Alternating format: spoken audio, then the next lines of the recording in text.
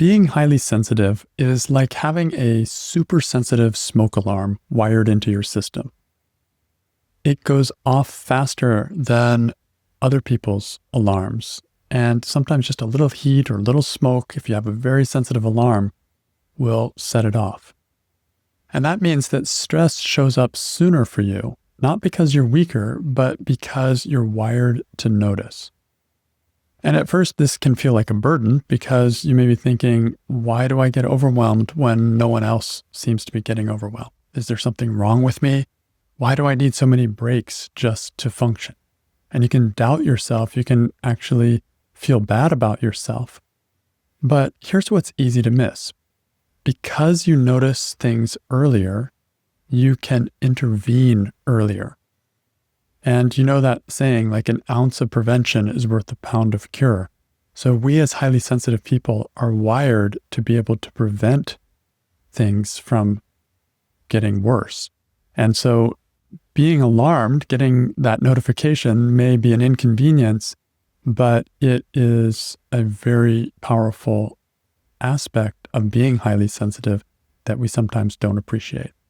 If you don't have to wait for full-on burnout or breakdown to make a shift, there's a major advantage.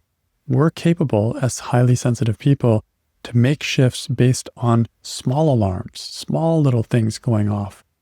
And this allows us to course correct much faster. It allows us to move from stress back to balance while others are still just pushing through, and they may not even be aware that they're off track. And so they're actually gathering a lot of stress, but they're not aware of it. And then the breakdown can come a little stronger for them. So sensitivity gives you an early warning signal, and this is a huge advantage for us.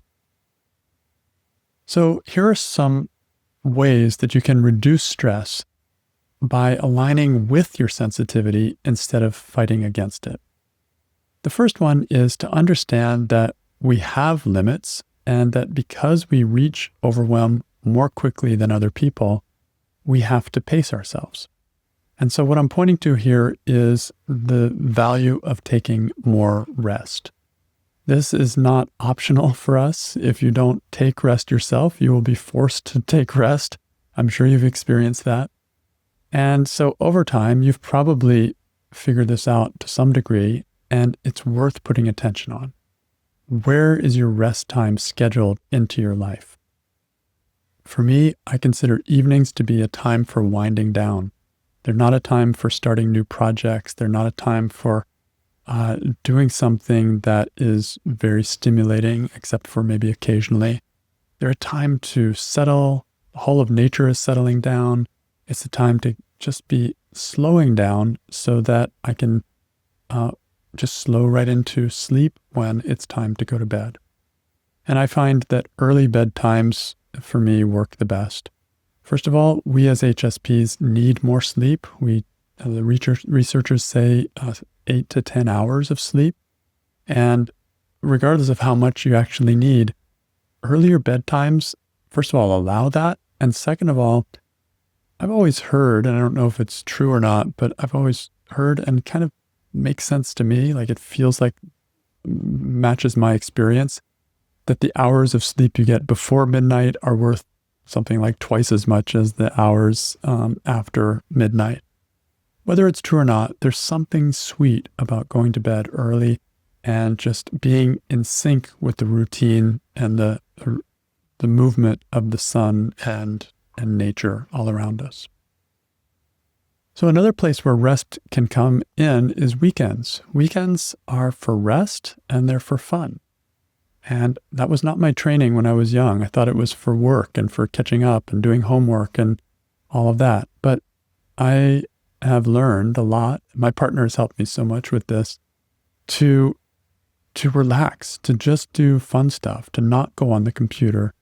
And while I don't do this perfectly, the theme of it is something that I like to respect. I like to make time for in my schedule. Holidays are another place where there's extra rest. So if you're on holiday now, this is a great time to get extra sleep, extra silence. It's a great time to do nothing, read, or just relax, or get out in nature, do something different than your normal routines. You know, it's funny when you think about us as highly sensitive people having to rest. Like, oh my gosh, I have to rest because I'm so sensitive and I can get overwhelmed quickly. But this is a good kind of problem to have in a way, because we're actually being told to take care of ourselves, to actually have some downtime. And I'll tell you a story of my great-grandfather who grew up in Brooklyn, New York, and he was a doctor, and he started having some heart issues. I don't know what it was, maybe some palpitations or something. But anyway, he saw a doctor himself, and the doctor said, "You need to close your office in the summer, go somewhere, maybe to the beach or something, and just have a complete time off each year." And so he did. He made it a ritual. Every year, the whole family would take that time and go to the beach, and he would fish, and they would just hang out. And he would always say this was doctor's orders. So we can kind of use that kind of approach for ourselves. We have doctor's orders with a little smile for taking a whole week off, or for taking a whole weekend off, or for taking a whole evening off. So this is the value of rest. We need rest, and we have to pace ourselves in order to stay in that sweet spot where we're not overstimulated. Another powerful aspect of rest is meditation. And if you have done any meditation, you know that it slows things down. It really can give you a different quality of rest than sleep. And it's something that I highly encourage everyone to practice. So how else can you reduce stress this coming year? Another way is to listen more to your inner guidance. As HSPs, we are fine-tuned to listening, and we can just as easily listen to our inner guidance as we can to what everybody else wants and needs.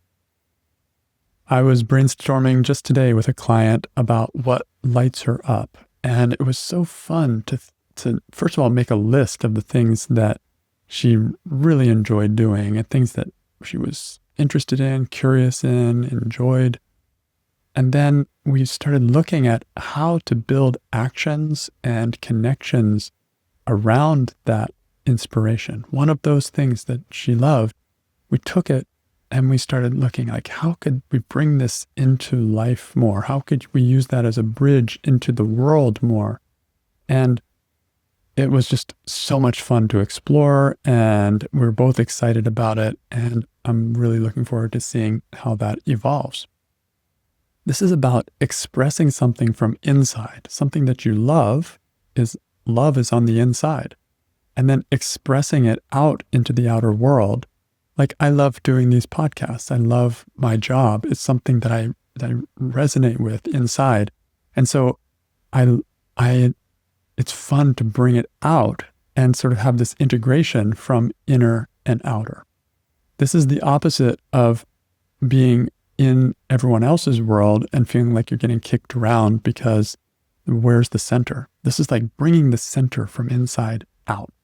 So listening to your inner guidance will allow you to do that more and more, and it can be a powerful way of reducing stress and being able to be more resilient in situations where you're not just isolated in your room. And then the third way that you can reduce stress in the coming year or any time is to question your stressful thoughts. If you notice that you're getting defensive in a social situation, maybe you wanted to share something and then you start judging yourself for it, then look, what were you thinking? Maybe it's something like, I need them to like me. Question that thought. Find what's really going on. Find the effect of that thought and look at it from different angles. Could the opposite of that thought be true? Play with it.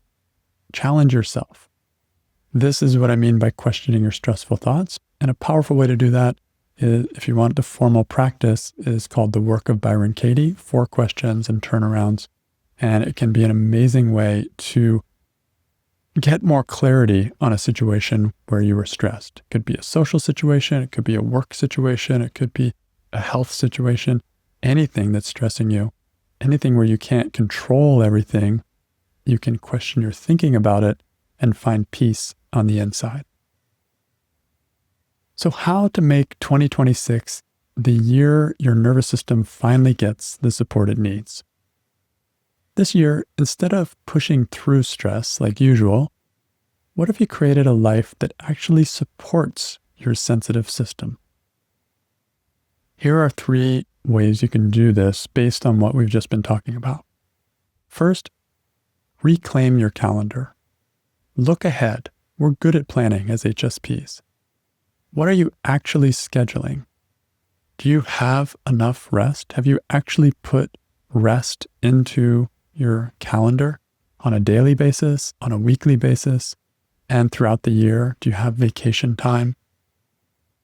This week, while we're getting ready to change to a new year, is the perfect time to build in recovery time before you need it for the year coming up. A second thing you can do is to realign with what lights you up. What truly inspires you right now? What are you interested in? What are you curious about? What excites you? What would be fun to explore? Are you making space for that? Or just squeezing it in when you're already exhausted? Ask yourself, when I'm out of sync,